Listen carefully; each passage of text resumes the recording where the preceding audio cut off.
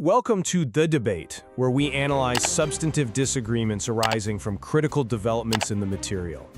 Today we're focused on a franchise where the stakes couldn't be higher, the Los Angeles Lakers. About a quarter of the way through the season, the whole narrative coming from the organization is just pure championship confidence. And that confidence, it's being driven by this really unprecedented offensive synergy of LeBron James, Luka Doncic, and Austin Reeves, plus the surprisingly effective presence of DeAndre inside. They genuinely seem to believe this core is built for June. And, that belief is entirely warranted if you just look at the offensive output. The numbers are staggering. The trio at times looks, frankly, unstoppable. But, and this is the core conflict we have to get into today, there is this glaring liability that's sort of underpinning their whole dominance. Their defense. Allowing 116.1 points per game, that metric puts them squarely in the bottom half of the league's defensive ratings. It's a vulnerability the front office knows has to be fixed, and fast. Absolutely, and the source material citing Sam Amick of The Athletic confirms they're already aggressively scouring the trade market for defensive help. And this brings us right to the central high-stakes decision. The Lakers' championship window, fueled by this core, has not been this wide open since they lifted the trophy in 2020, but at the same time, the clock is ticking on LeBron James. So the debate is clear. Should the Lakers go all in with immediate, high-conviction aggression to get an elite, series-defining defender, or should they be more measured, more cautious, to preserve valuable assets and keep their roster stable? And I believe that prudence is paramount here. I'll be arguing for that cautious, measured approach. The focus should be on finding a high-value, balanced player who supports the offense while raising the defensive floor, all while prioritizing flexibility over some drastic, costly overhaul. And I'll be arguing that cautious thinking is frankly a recipe for failure when the stakes are this high. I am advocating for immediate, aggressive conviction.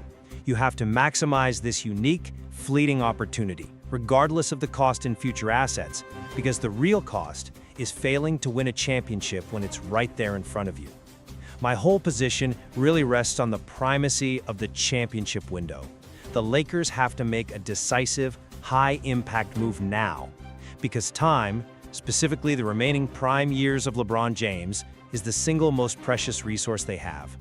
That 116.1 points allowed per game, that's not just a regular season stat you can ignore.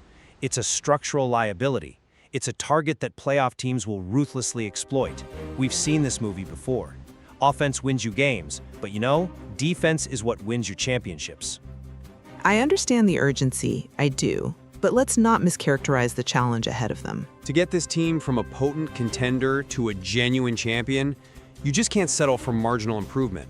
The defense is the explicit missing piece. The goal has to acquire a player who can fundamentally shift the dynamics of a 7-game series. I'm talking about someone like a Herb Jones, an elite, respected defender, known for his ability to, quote, neutralize elite scorers without needing help. That level of defensive impact is what decides playoff matchups against the league's best, and getting a player like that absolutely justifies spending significant assets. This is just not the moment for caution, this is the moment for conviction. The team has to show they truly believe in this title path by getting the highest caliber stopper available, even if the price makes the front office sweat a little. I come at this problem from a different conceptual starting point. While the defensive floor absolutely must be raised, the Lakers have to resist this urge to just overreact to a defensive rating. They need to maintain clarity about their own unparalleled strength, their current offensive dominance, with a trio being described as unstoppable. And Luka playing at an MVP level, it gives them a massive margin for error that, frankly, very few championship teams in history have ever had. We're trying to optimize a historically great offense here, not, repair a broken one. But history suggests that... Well, let me just detail the tactical reality here. We have to acknowledge the defensive assets they already have. The source material points to DeAndre's success. He's already anchoring the paint defensively, providing that crucial rim protection. So the deficiency is overwhelmingly on the perimeter. Therefore, the focus should be on a versatile perimeter player who also perfectly complements the offensive system. My argument centers on a target like Keegan Ellis-Go, He's noted as a strong, disciplined defender and a career 42.4% three-point shooter. That profile offers sufficient defensive improvement while, and this is critical, maximizing the spacing that the LeBron-Luka trio needs to dominate. A high-conviction move just for defense risks sacrificing too much depth for an upgrade that, while potent on D, might not maintain that offensive balance. A measured approach preserves that crucial flexibility. I appreciate the focus on optimization. I do. But regular season optimization just doesn't translate to championship stability. Relying primarily on outscoring everyone fundamentally ignores how playoff basketball works. When the lights are brightest, defenses clamp down, coaches slow the pace down to a crawl, and every possession becomes a grind. If your whole strategy is just, we'll score more, you are incredibly vulnerable the second your threes stop falling, and they inevitably will. We're not talking about needing a capable defender who adds a bit of spacing. We need a player who can neutralize elite scores in isolation. But why is that isolation ability the be-all, end-all when modern defense is so much more about scheme and switching? Because playoff offenses run through stars. I mean, look at the Western Conference alone. Whether it's Denver's creators or Phoenix's dynamic wings, the Lakers need an answer for that high-leverage defensive assignment that doesn't involve constant double-teaming and collapsing the paint. Herb Jones's reputation for handling the league's best one-on-one without needing all that help is what allows the rest of the defense to stay home on shooters.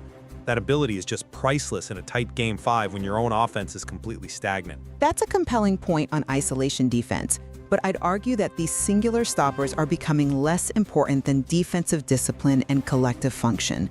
The material notes that Austin Reeves is the stabilizer, and Luka's gravity is, well, it's unprecedented.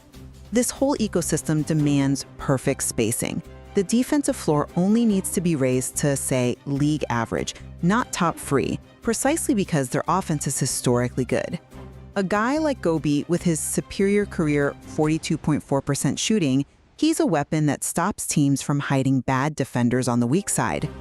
He gives you that immediate defensive lift, discipline, fewer breakdowns, while guaranteeing the spacing for your feared offensive grouping.